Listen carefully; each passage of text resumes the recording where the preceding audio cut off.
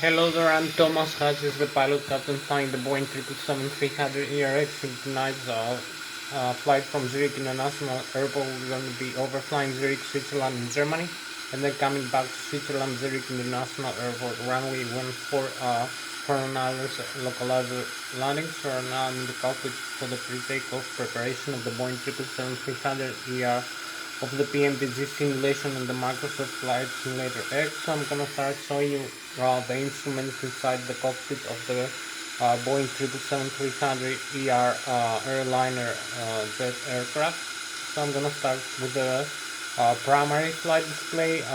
Then I'm gonna show you the navigation display, the upper and the lower ACAS, engine indication and crew alert system, the AFTS, the autopilot and flight director system panel.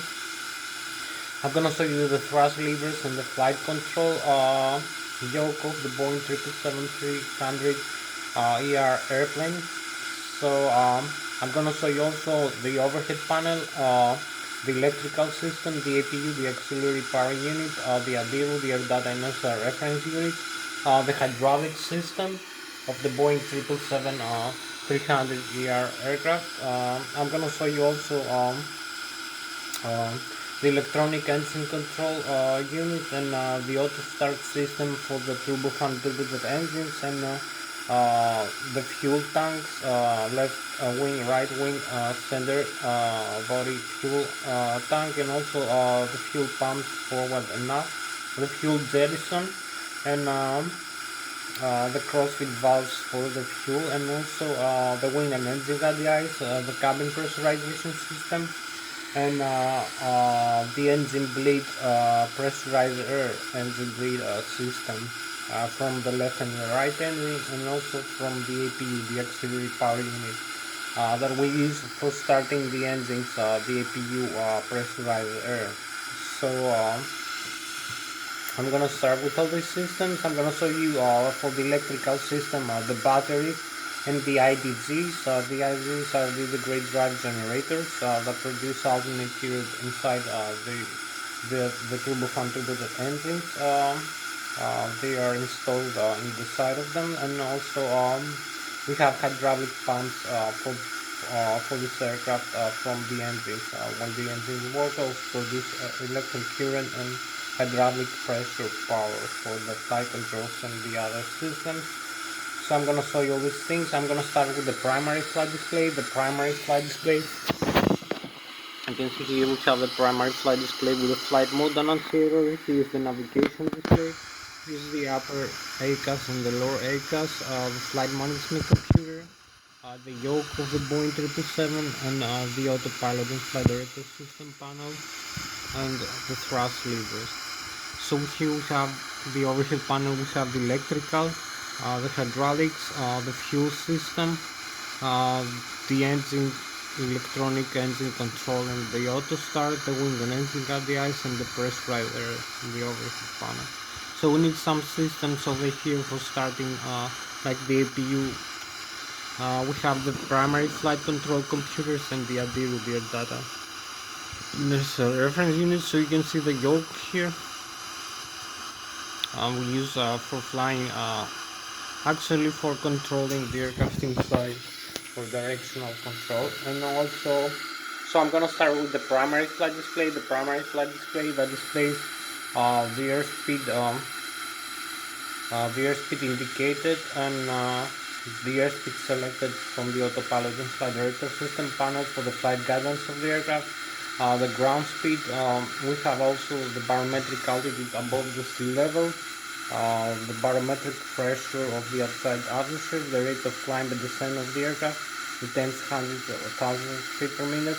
We have also the altitude selected from the autopilot and flight director system panel. We have the magnetic heading or track. We have the magnetic North Pole and the true North Pole, and the magnetic variation depending on where we are in the globe, and the heading selected from the autopilot and flight director system panel.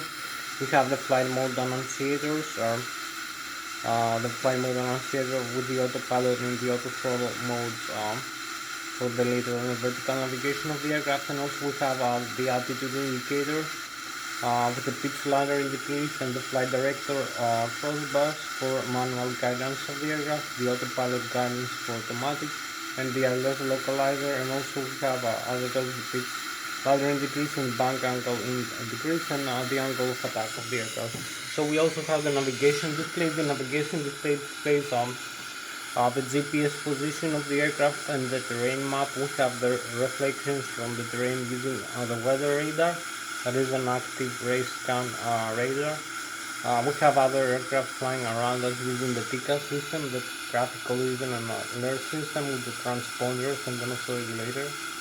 We have the airports, the waypoints, the navigation database, the IDS, the work stations, and other navigation aids. We have the weather, we have the wind speed, we have other systems like the magnetic heading and tracking and the ground speed, the wind airspeed and component vector with the direction of the wind and the magnitude of the wind. We have the next waypoint we're going to be overflying, and the RNP and the ANP, the required navigation performance and the acquired navigation performance, and the GPS inertial reference. So this is displayed using the ADIRU, the Air Data Inertial Reference Unit, that is located in the overhead panel. I'm going to show you later.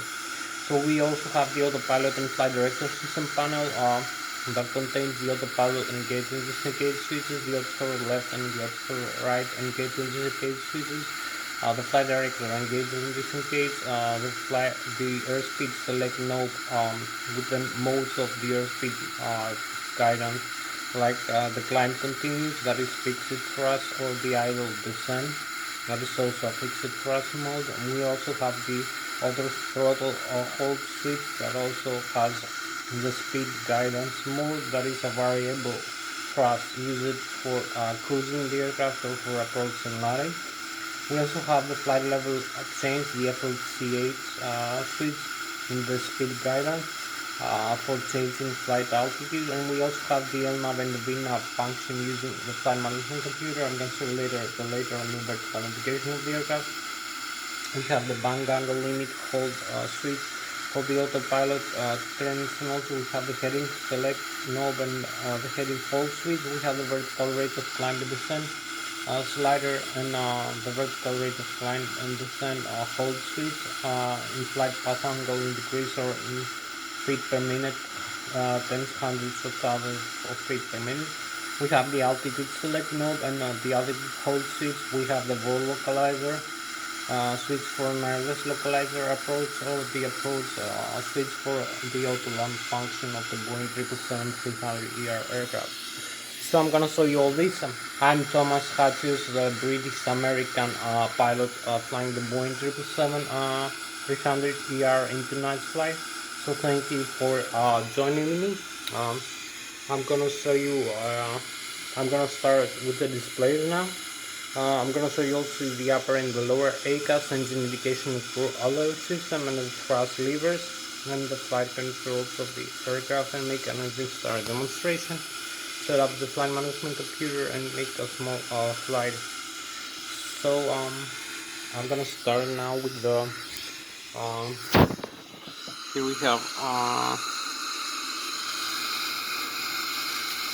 so here we have the primary flight display. You can see the airspeed indicated, which is 30 knots, but the actual ground speed is 0. We have the airspeed, the target airspeed displayed in magenta here.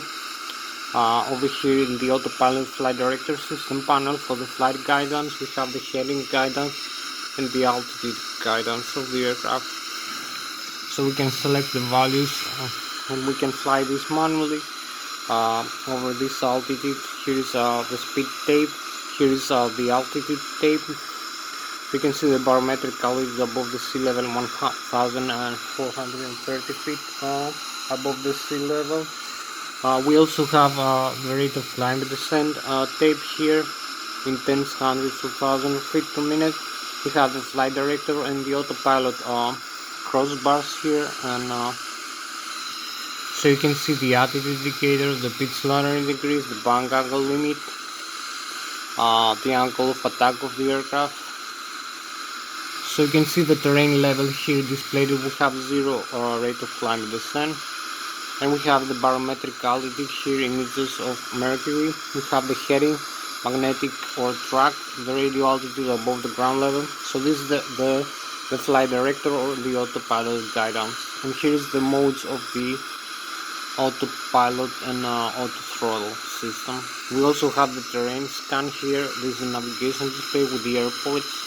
We're gonna set up a flight plan here, horizontal and vertical flight plan the aircraft is gonna follow. So I'm gonna show you also that. So you can make a few more settings.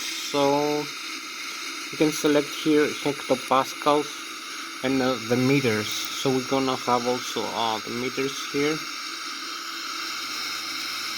So this is 1013 hectopascal. Now if you fly for the barometric pressure setting, if you fly in Europe or in the US, and select the standard also.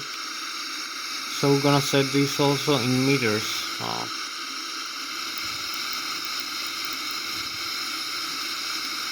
Now we have the meters setting now, so we can see how many meters we are.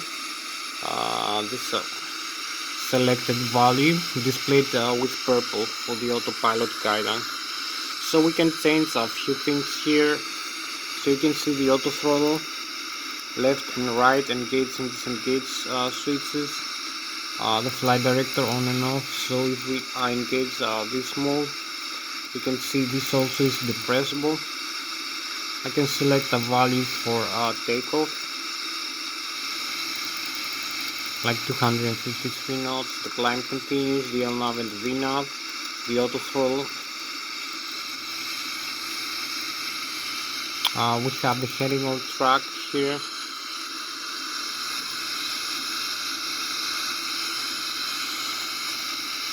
So you can select the bank angle limit here.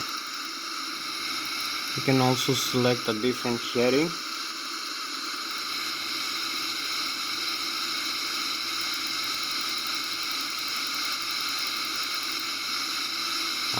We can select the cold switch, for instance.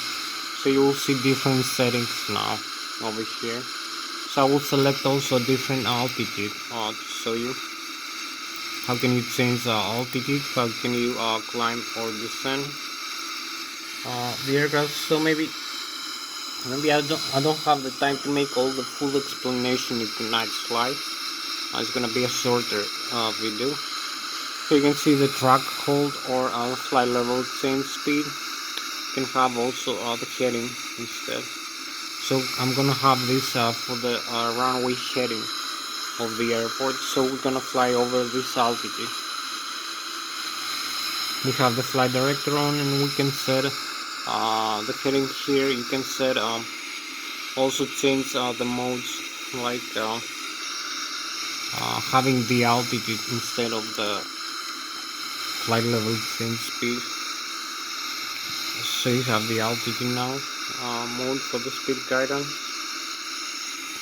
You can also set here the vertical rate of climb and descent. So we have FPA in degrees. So you can see here this switch also. You can select, you can deselect this. Is depressible. So you can descend like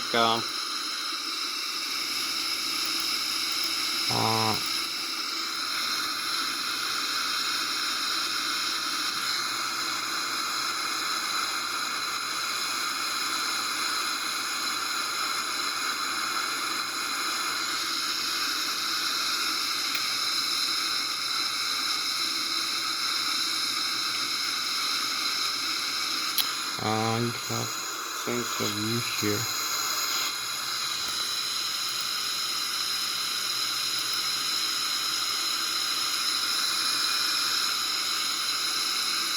So I have the view back, so you can see here we can set the descent rate, how many degrees we want to descend or climb. You can have the FPA, or you can have the vertical rate of climb and descent in thousands of feet per minute, like this or this.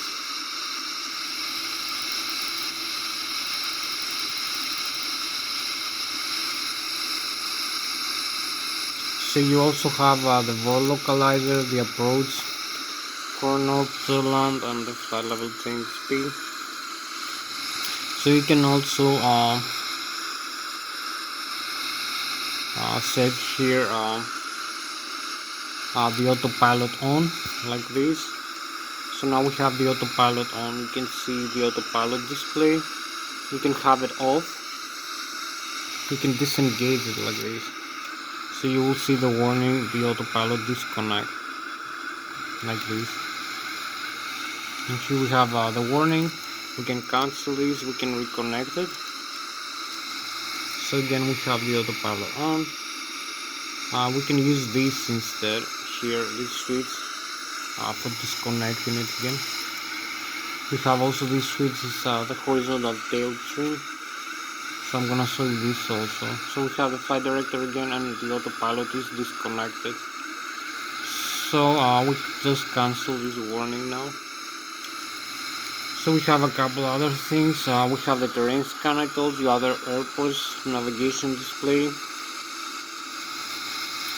So the overhead panel here, the electrical and the other systems.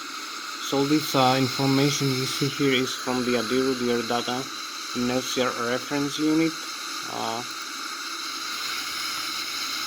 So I'm gonna show you this view of the cockpit also.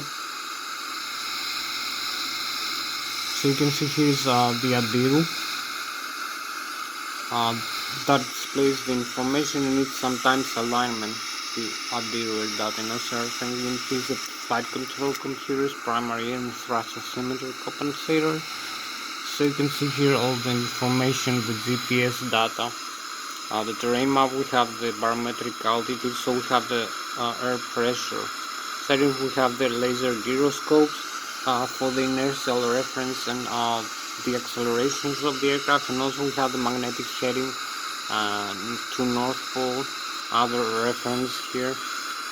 So you have the airspeed and the altitude and the rate of climb and descent information over here from the ADIRU.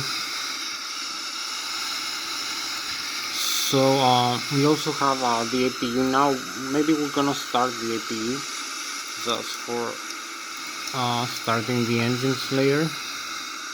We need the APU power. We have the electrical here, the battery, the APU generator, the left to the right IGG, the great drive generators, the hydraulic system here, the cargo fire here, the electronic engine control, the fuel system, the fuel jettison, the wing and engine at the ice, and also we have the cabin pressurization here.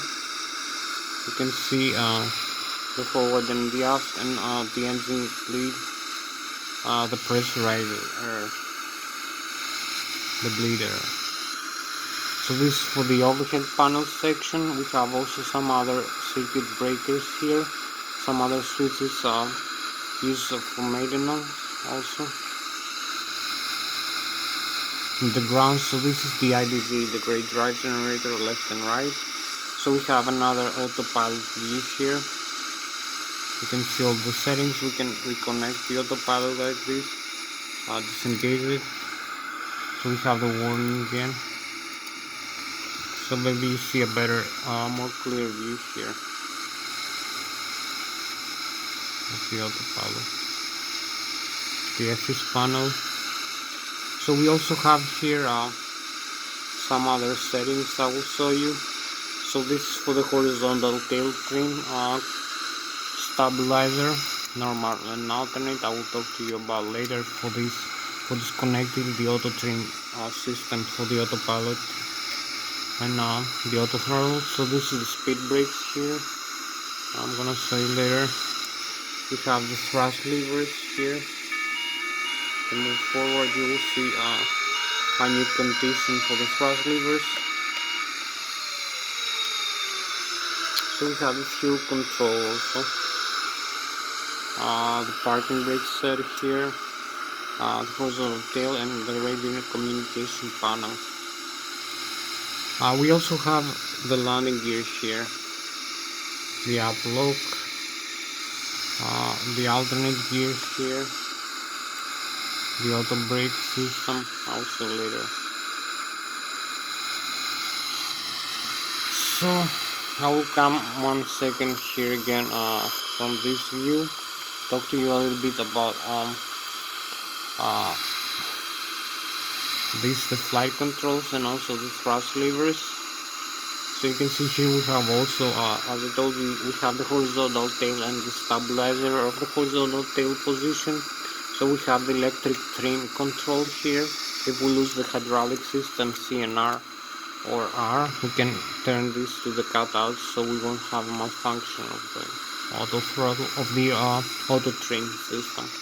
So we can disconnect the auto throttle here, the thrust reverse, the fuel control, and the fire extinguishers for the engine, the radio communication panel, the rudder trim here, and the aileron trim also.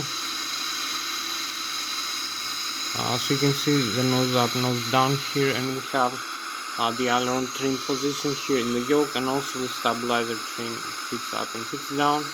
We also have a couple more things to see here. We have the landing gear, you can see the warnings, and we can see the alternate gear here. The landing gear retract and extend. Some ground proximity switches here. So we have the auto brake pulse.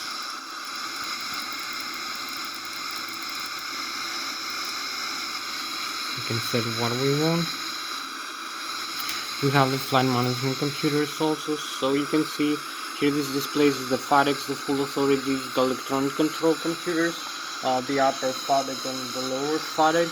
So you can see the signal from the thrust levers position or from the auto throttle that gives a signal to the FADECs that display and monitor this indication. So the FADECs are the full authority electronic control computers, one installed per turbofan turbojet engine, dual channel redundancy.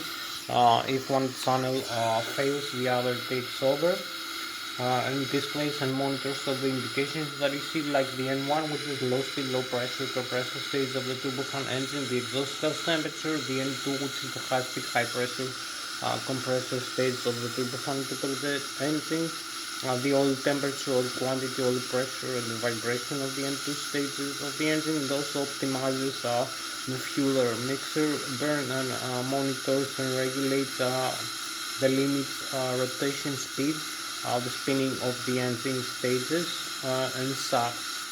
So we have like two shafts, a low pressure compressor and turbine, a high pressure compressor and turbine shafts, and we also have different blades, speed rotations and pressures. And we have the burner of the fuel. We have the engine start system with the air starter signal. Also we have the thrust levers position, I'm going to show you later, that we actuate the thrust of the aircraft as we fly of this airplane, the Boeing 777-300ER. So you give a signal to the FADECs. The FADECs will monitor and display all these indications that I showed you, the limits of these indications, the red and the yellow and the green limits. Will monitor and try to not overspeed the engine. It will also relieve the pressure, the overpressure inside the engine. It regulates the outflow valves position, and so if we have an overpressure, it will open the outflow valve to relieve the pressure inside the engine. We have a lower pressure, another pressure will close it, so it will increase the pressure inside the engine, also regulating like this when we climb to higher altitude with lower pressure. It regulates perhaps with higher speed we have maybe more pressure inside the engine. Regulates the fuel mixture to optimize it also for fuel efficiency. So it also receives the signal from the auto start system and the fuel control levers position, fuel cutoff or fuel run, the low and high pressure fuel valve. So These few things for the fabrics also use thrust levers position, also the outflow air from the pressurized system of the turbo engine and the bypass stage of the engine. It also is being admitted into the cabin pressurization system, the wing and engine radiation, the hydraulic system C1 and C2 air pressurized hydraulic tanks. So I'm gonna show you also this system. So I'm gonna start with the thrust levers. You can see we have the thrust levers here. We need the thrust levers to move forward. We'll show you a new position. You can see the FAREX we monitor on display image. You can see it takes some time from the thrust lever commanded position and the actual position to spool up or spool down. We have the temperature here, the N1, the low speed, low pressure compressor stage of the turbofan engine, the exhaust temperature, the outflow pressure there, and the pressurization system, the N2 high pressure stage, high speed of the turbofan engine, the fuel flow per engine per hour, the oil pressure, oil temperature, oil quality, vibration of the N2 stage of the engine. So we have the takeoff, go around, the auto throttle disconnect, and the thrust. I will show you the thrust reverse signal. So this is the thrust reverse. You engage the thrust reverses to slow down the aircraft after it touchdown or in a rejected takeoff. So you see the blocker doors are open right now for slowing down the airplane. So you can close the blocker doors, you can cancel the reverse, you can use it again, you optimize that, you can cancel the reverse again, and you can use it again if you wish. So this is how you slow down the aircraft, this is how you use the engines. So you need the engine's thrust to move the aircraft forward. I'm gonna use now the Newton's first, second, and third law of kinematics and some aeronautical and aerospace engineering. So this aircraft, you need the engine's thrust to move it forward to create the propulsion by increasing the fuel flow into the engine, and the rotation speed. You increase also the air pressure intake and other factors that will create the forward movement of the aircraft. So you are in the runway for takeoff, you need to accelerate into an airspeed of about 154 knots for this aircraft, the Boeing 777-300 right now, with 254,000 kilograms of takeoff weight, which is below the maximum takeoff weight. We have only 30% of total fuel, about 46,000 kilograms and about 20,000 kilograms of passenger and cargo, so a total of 254,000 kilograms. We need to accelerate to an airspeed of 154 knots or 270 kilometers an hour just for takeoff, with 15 degrees of flaps and 4 degrees pitch up horizontal tail stabilizer. So I'm gonna show you that. We need to overcome the stall speed of the aircraft. The stall speed of the aircraft is gonna make the aircraft lose its flying ability and go back into the fall back into the ground. So you need to overcome the stall speed. You need to achieve the lift speed. That's gonna make the V2 gonna make it fly safely. So it's gonna create the maximum lift component for the rate of climb. So as you climb out and also as you cruise, as you descend or approach the landing. So this principle you use throughout the flight. So you need the effective lift component. So the lift force is the force that makes the aircraft overcome its weight force, the mass of the aircraft times the acceleration of the gravity. So the lift overcomes the weight. So the stall speed is for a given airfoil for the forward wings of the aircraft, is for a given angle of attack as it flies through the airstream, through the air. It's gonna make it stall. Also, it creates the maximum lift component at this position for this airspeed. So the forward wings of the aircraft are responsible for creating the lift force, for holding the aircraft up into the air. Not the engines. The engines only move it forward. So So I'm gonna show you now. So this is the principle for the aircraft and airplanes only, not for other flying machines. So it works in an opposite way. So it moves it forward using the engine. So you need the lift from the wings to move it up into the air. So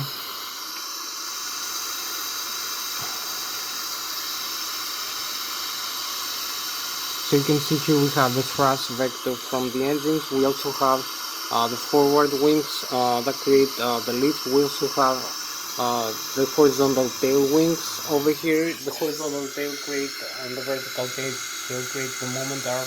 The moment arm is for directional control, and also the ailerons and the spoilers transverses through the center of gravity. Some vectors that create stability, and also directional control, and also the vectors from the engine when we have optimal symmetric thrust. So you can see here we have the forward wings. The forward wings are responsible for creating the lift. When we have the thrust from the engines and move forward, we accelerate 270 kilometers an hour just for takeoff and a bit higher for landing and throughout the flight. So we have the effective lift component that overcomes the stall speed of the aircraft that can make it fall back into the ground for this weight. So also the wings hold the weight of the aircraft over the surface area of the car. So you can see the jet stream of the air as the aircraft moves forward, makes from the leading edge all the way back to the trailing edge. It's gonna make it create the lift over here over the top surface and the bottom surface. You can see the bottom surface of the wing is a bit more flat than the top surface. It's a higher curvature. It's having a higher curvature, and we also use the flaps to increase this component. So as the air travels from the forward all the way to the back, from the leading edge to the trailing edge, it's gonna make a jet stream that is gonna travel slower. The air travels slower below the wing and travels much faster above the wing. So we have an overpressure. We have higher pressure below the wing that is gonna move the aircraft up. It's gonna create an up effect. So we have also another pressure. We have lower pressure above the wing because the air travels faster. It creates another pressure condition. So we have differential pressure. So we also have the deflection of some gases of the airstream from the wings and the tail wings as we want to climb or descend or make turns using the ailerons and the spoilers, so create deflections of the airstream.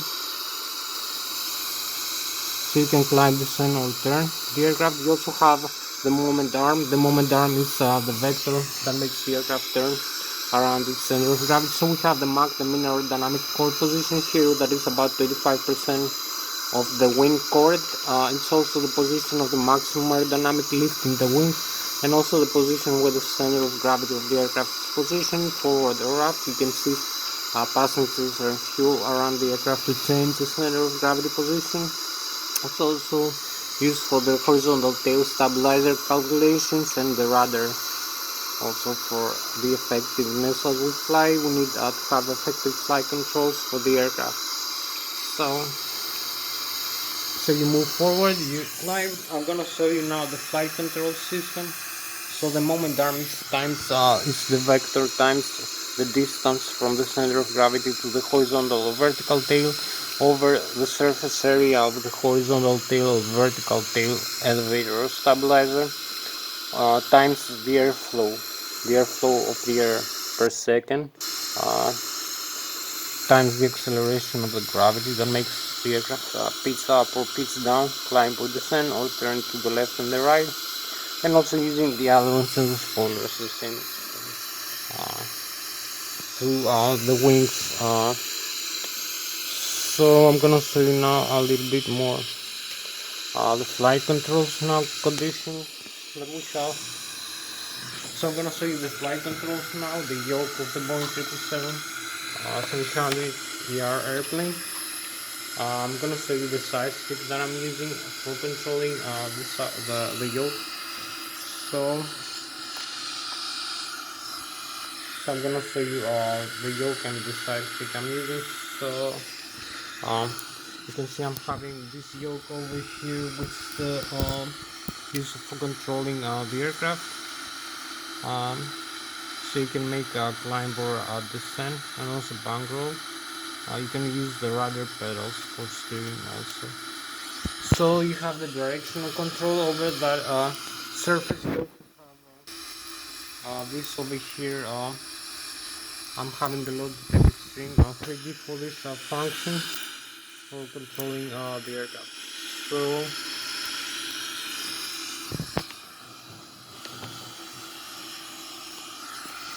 So you have the Logitech Extreme 3D or whatever you wish for a simulation. So I'm using that, which is quite good. So it gives a proportional side stick deflection, as you can see, to the yoke of the Boeing 777 control column and the control wheel for the elevator, climb, descend, turn left bank roll left and bank roll right, and also use the rudder pedals for directional control and turns. So you can see also I'm having so this is how I use the side stick control. I'm also having the thrust levers and the pitch string position for this. So you can see I'm having also the pitch string position over here and the thrust levers. So I'm gonna show you now the outside view of the size 6. So you have a proportional stick position. You can leave also neutral, make turns on the stabilizer trim, pitch up or pitch down the airplane. So I'm gonna show you now the outside view. What I'm doing is using the same principle again. So I'm gonna show you now the outside view of the flight control surfaces I'm using for this airplane. So I'm gonna show you then how to make the engine start demonstration. So you can see here again I'm having the control of the tail like this, horizontal tail and the vertical tail, the rudder. So you can make the turns, you can use the aileron and the spoilers like this.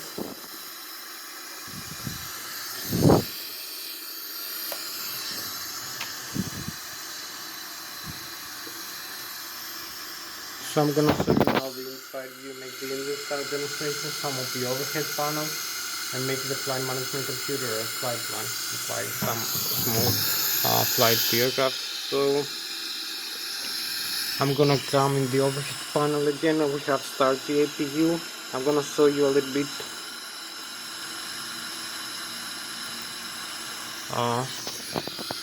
So we have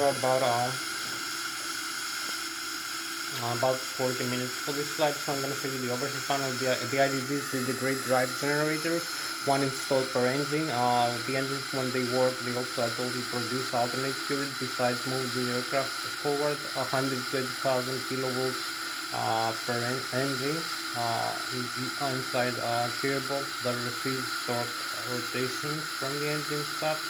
So it moves the IDC, the great drive generator, 120 to 200 volts, 100,000 kilovolts, or 100,000 watts of electric alternate power, 400 hertz frequency, 3-phase constant frequency. We also have the backup generator, 35,000 kilovolts, and we have the APU also 120,000 kilovolts.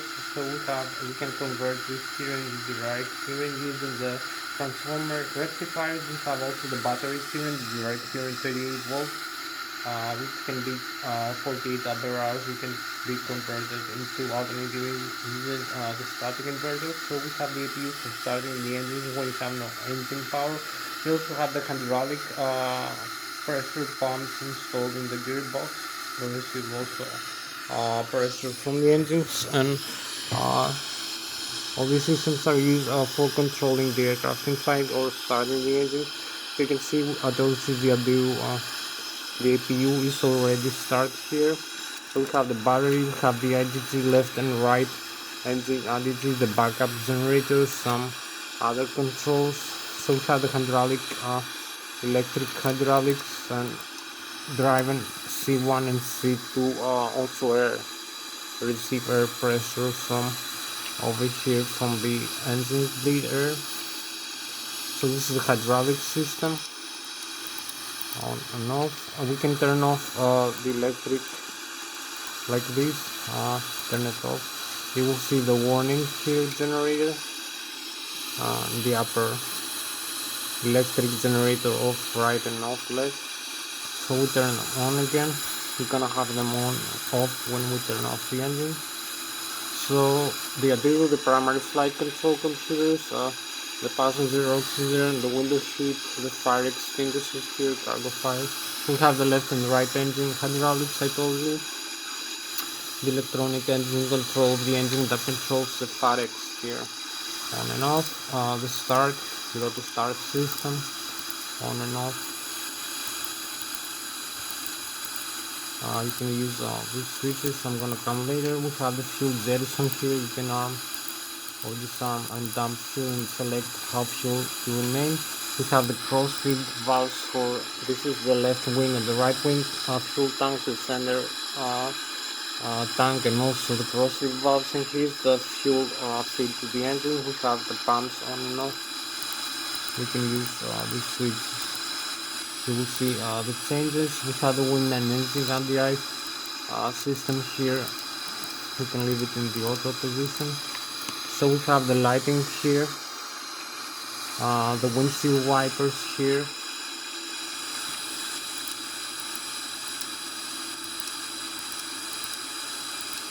So we also have a couple other systems here. We have the pressurization, the pressurizer I told you from the engine. We use for cabin pressurization, wing and engine at the ice, and air conditioning and ventilation. And also we have the APU for the pressurizer of the starter of the engine. So I'm gonna show you now. We have lost almost many systems because we turn off the pressurizer, like the hydraulics here. We have lost also cabin pressurization here. We can pressurizer. So here's the hydraulic pressure we lost because the pressurizer hydraulic pressure demand. So we need to turn them on again. And also we have the cabin pressurization I told you, and the isolation valves, the APU. So here we have the cabin pressurization system, auto and manual. We use the automatic most of the time. You can use the manual. We have to use open and close the outflow valves to pressurize and depressurize the cabin of the aircraft and select the landing altitude. So this is most of the overhead panel.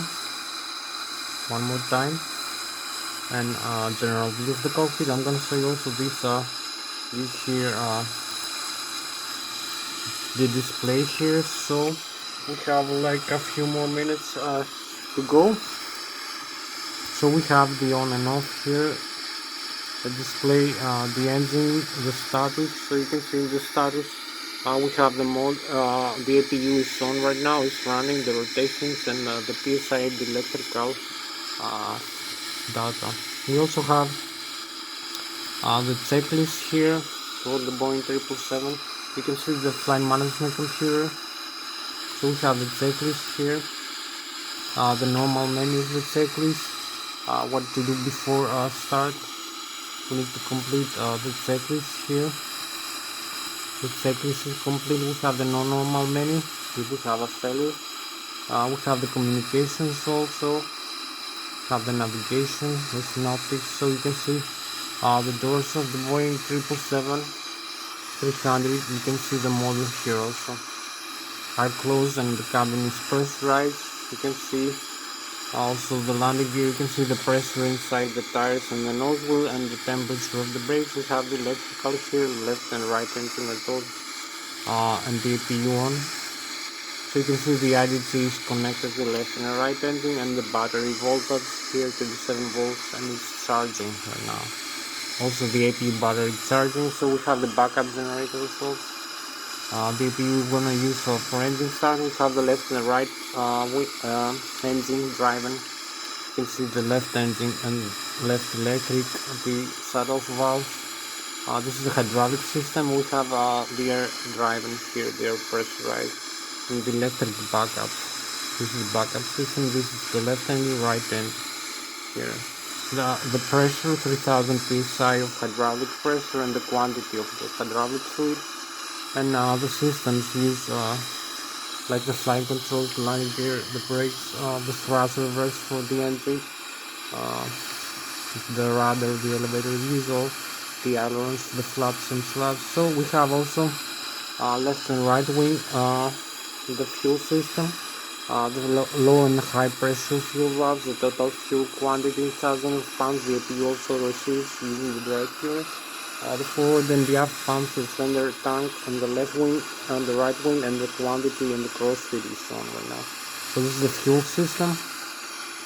As you can see, fuel over here displayed. We have also the air system. I told you, left and right wing. And also we have like 28 more minutes so left and right pressurized air into the engines. Also the C1 and C2 hydraulic pressurization, the temperature inside the cabin, the APU also. So you can see the engine symbol, the engine starter. We're gonna use the APU.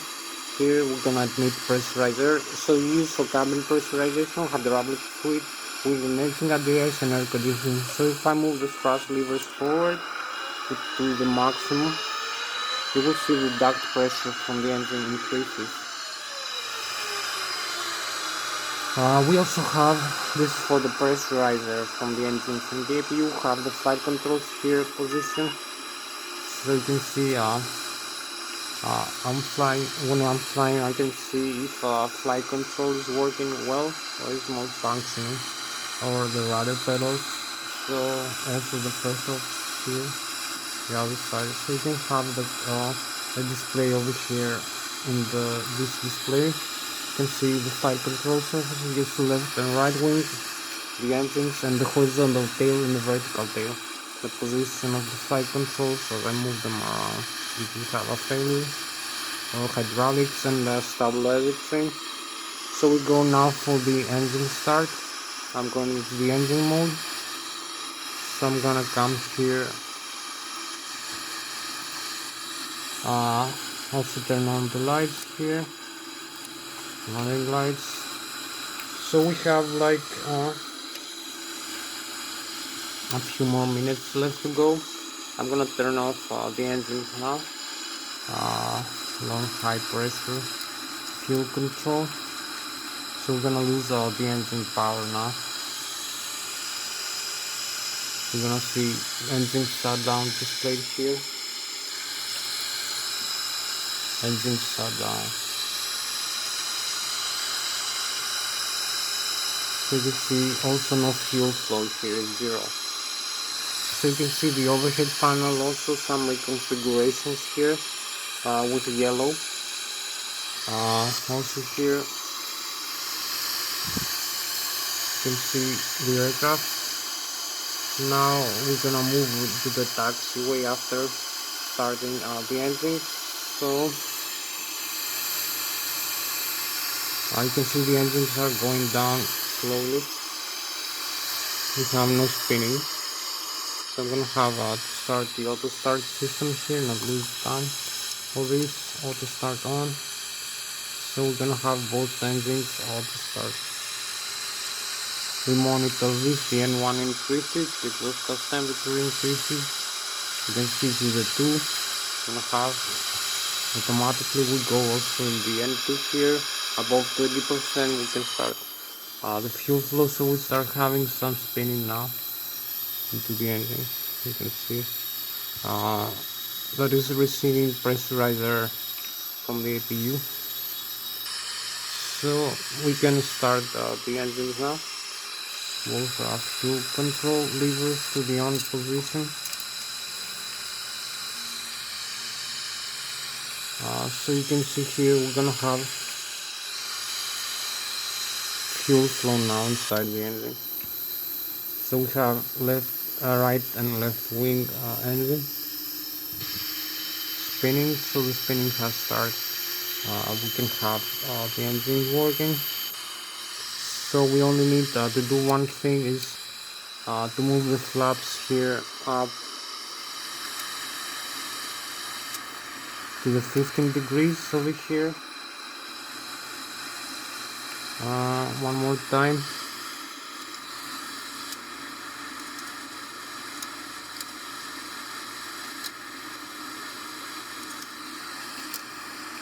And set up the flight management computer.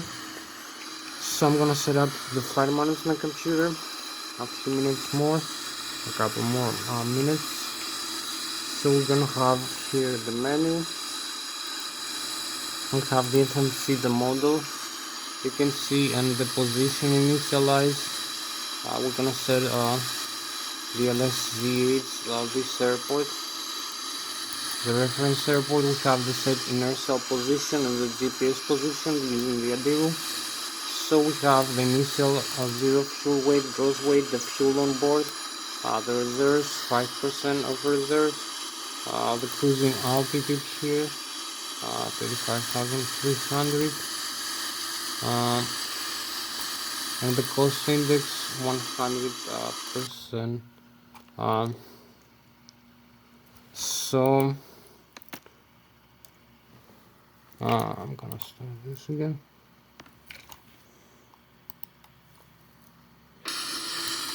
So we have 100% of cost index here. And also the route here from this airport, the Lszh, back into this airport through this runway 14, activate and execute. And we have the route legs, the departure from this runway, Z2 Alpha, departure arrival, Negro 1 Alpha, Lszh. So we have the legs again, summary discontinuity here, we cancel the discontinuity, activate and execute. So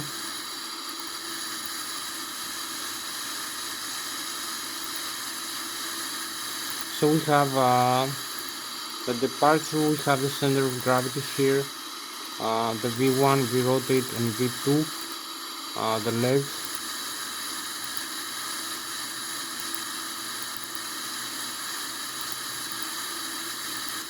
So we are ready for takeoff. We have the center of gravity here, position as I told you. So we can taxi into the runway now and take off for a small flight.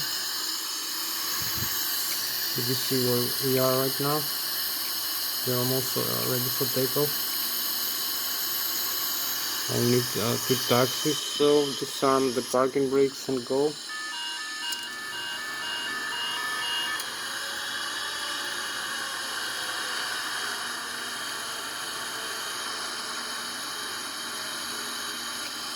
Advance the thrust levers.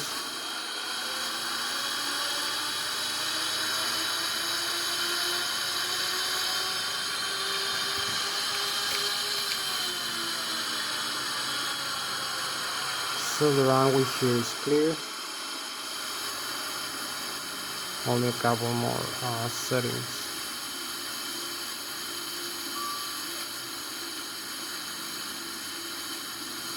So I adjust the parking brakes.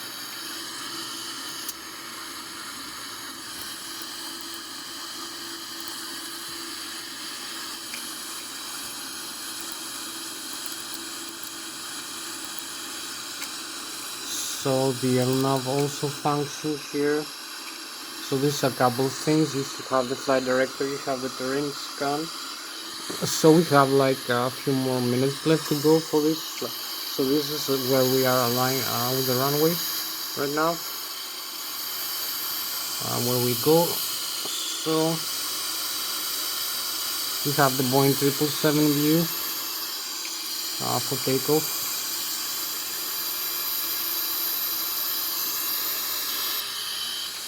So advance the thrust levers. We have the flaps ready.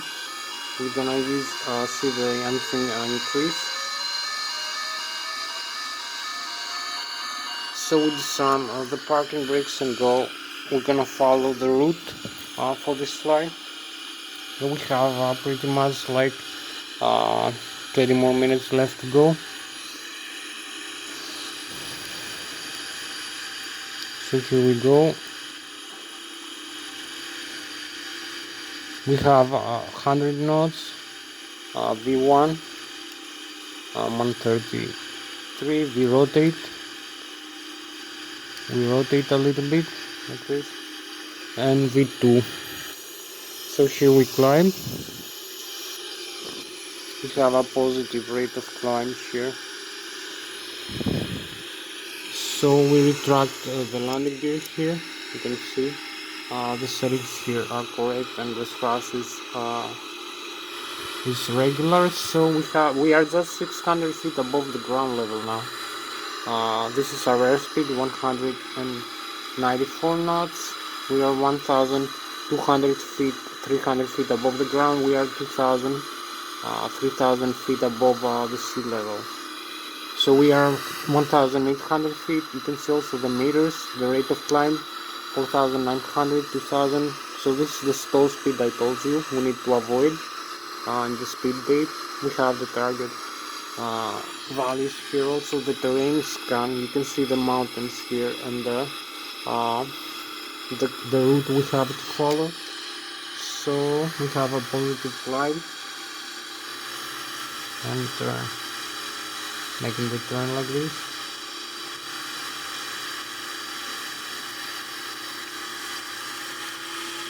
Maybe a little bit more fast.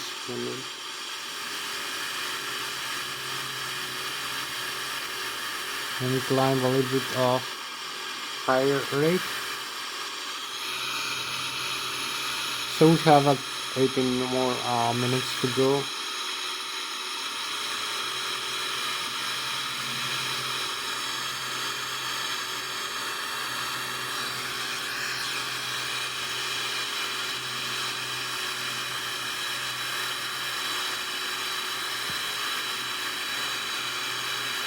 So keep climbing.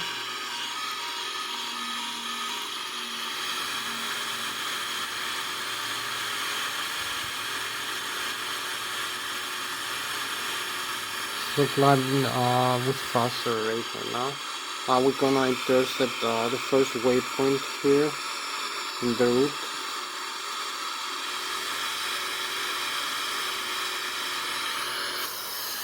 So here is an outside view also as we climb.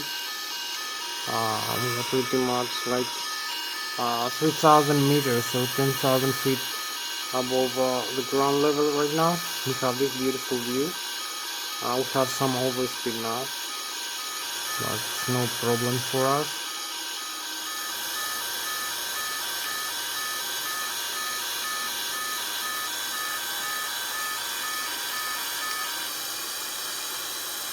So this is the view of the airport also, and we're gonna have a nice view here of the airplane as we climb of the Boeing 777 300.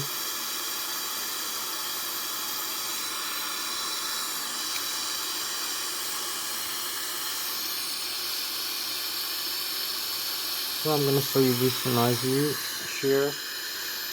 Hope you like it. The Boeing 777 as we fly with about 600 kilometers an hour right now, or 250 meters per second, about 16,000 feet above the ground level.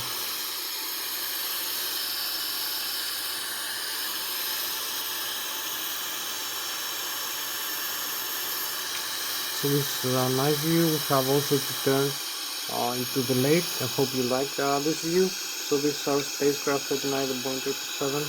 We have the galaxy view also here, and the magnificent view of the Switzerland and Zurich. We're going to be overflying the lake here and with Germany. So We have one more time the stall speed here, and we have like 16 more minutes to go for this flight. So here we go closer to the stall speed margin, slower airspeed of the flight. So I need to level off for a while, flying straight, just to increase. You can see the airspeed increases now, this vector. We have the max speed now, we go 500 kilometers an hour. We're gonna increase that. So we're gonna cross this waypoint, we're gonna come to the next waypoint. 30,000 feet right now. Increase the airspeed.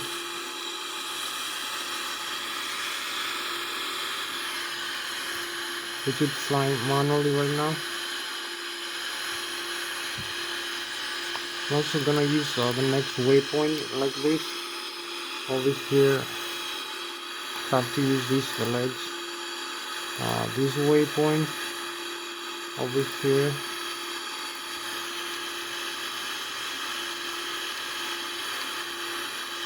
So we're gonna cross this altitude, and we have also to select the airspeed for landing.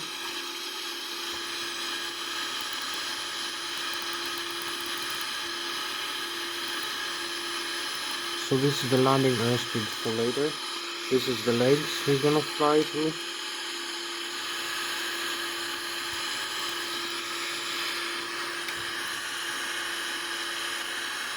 So we're gonna be overflying the lake. So we are 33,000 feet right now. So we have the chemtrails now and the contrails. We got these frozen vapors now, and we have like 15 more minutes left to go for this flight, approximately.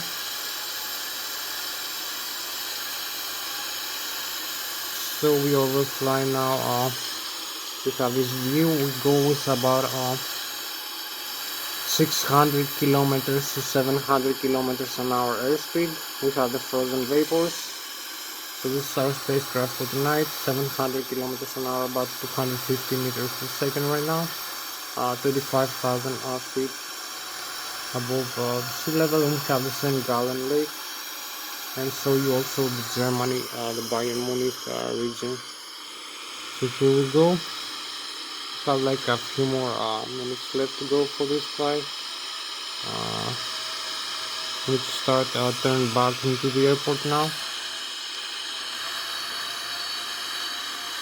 We're gonna turn manually.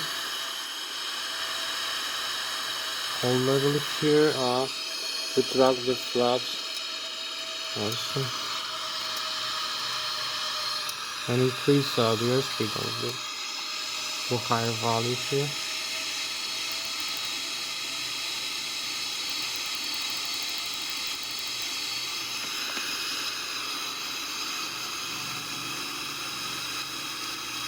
So we turn back into the airport.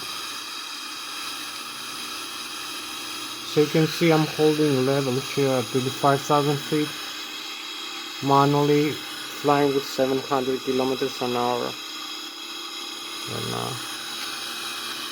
And Mach 0.58. So we overfly the Bayern Munich region over there in the back. We just cross it. And the Bavarian Alps over here, the German Valley. So we fly over this area. We have this beautiful view, and the frozen vapors again, as you can see. So we can go now with 900 kilometers an hour or 300 meters a second, 7,000 meters above the sea level, 6,000, 7,000 a second now. So we have the star sign also, the galaxy. So this is our spacecraft for tonight, the Boeing 777-300 ERX here. We're going back into the airport.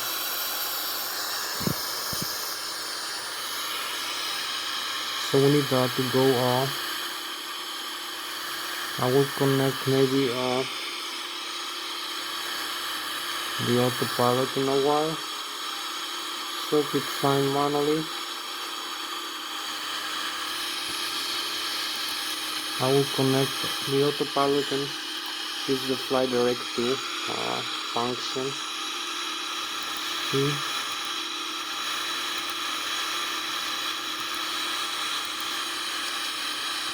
So we're gonna have the fly direct to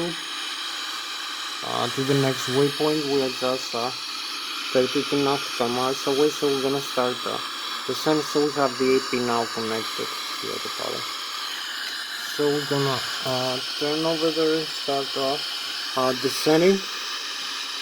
So we are about having like 8 more minutes for this flight.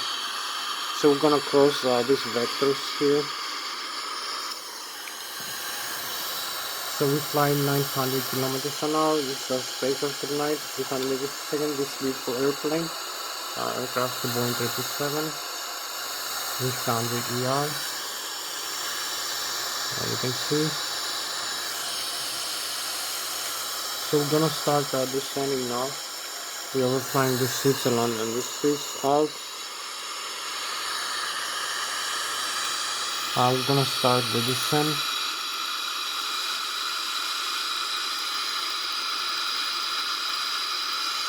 Use the lower airspeed now, target airspeed. And hit the flight level change. This bottom. So we're gonna start descending. Also use the speed brakes. So you can see the auto thrust now is decreasing the airspeed. So we have like 8 more minutes left for this flight. We have the hold now, the modes now for descent.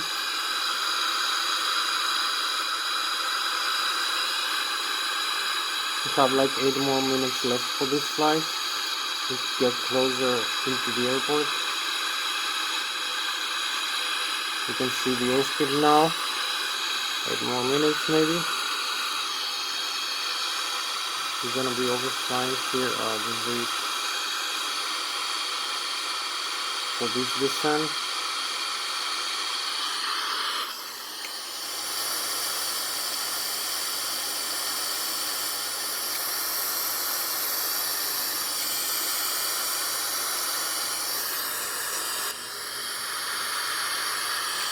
Maybe 3,000, maybe this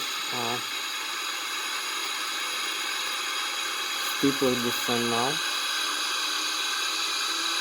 and also use of the Vorlock.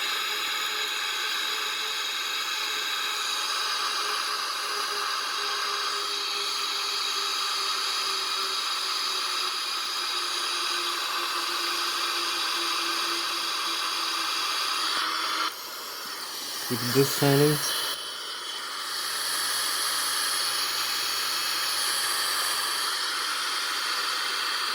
So we fly with Mach 0.6. So we have like 8 more minutes left to go, I believe.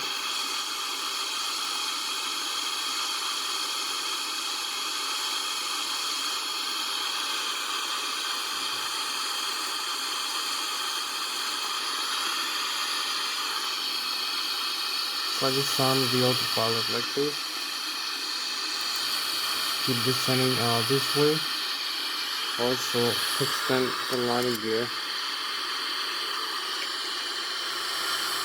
We have the airport this way. Ναι, ξέρω, περίμενε, τώρα φεύγω σε λίγο. Φεύγω σε λίγο, περίμενε. Ναι, ξέρω.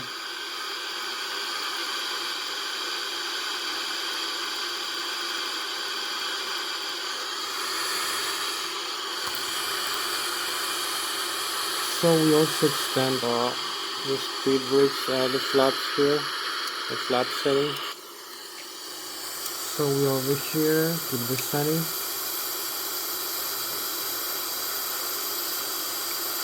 Stable descent.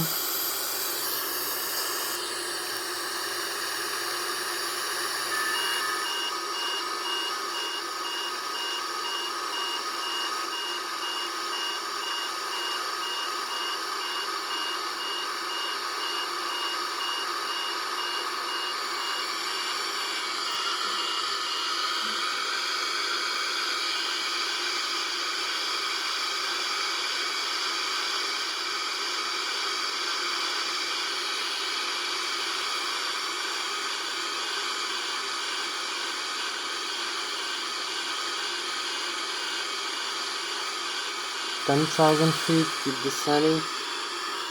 We're taking the turn here.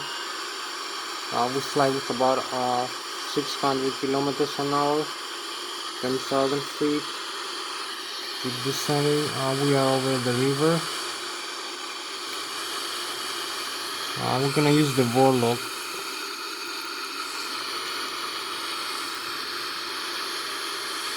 So this is the mode. We're gonna have the Lszh localizer also. 9,000 feet.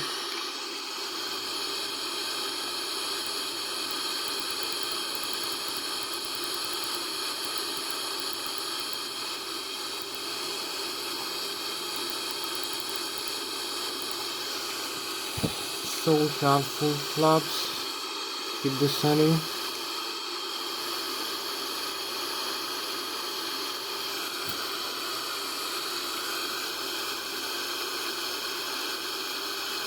So we are still having maybe 3 more minutes for this approach. So here where we are right now, overflying now the river. Also come closer into the airport.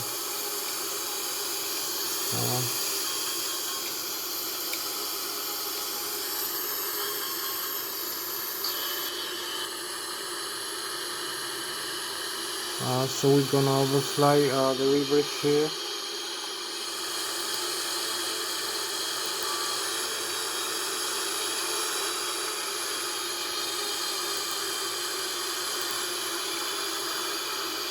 So we are aligned here with the Lszh localizer, as you can see as we descend to the runway. Need a little bit of turn to the right now. We're much closer into the runway.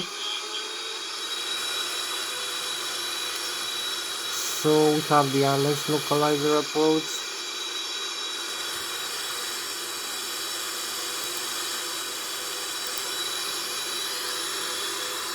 So you can see the radio altitude, the airspeed, the Lszh localizer, the glide slope. We are aligned with the glide slope. And the runway in front of us.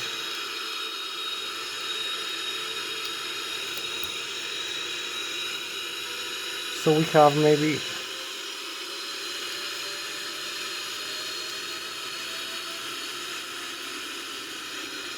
a couple more minutes left for this flight. 1 more minute maybe.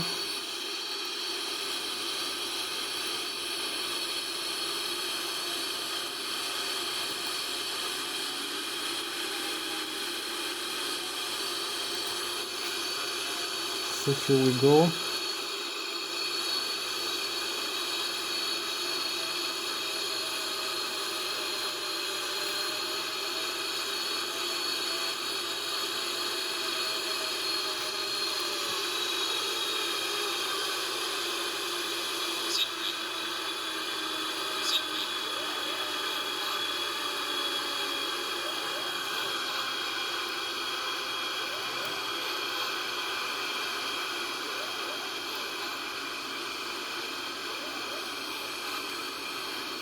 So here you are aligned with the runway.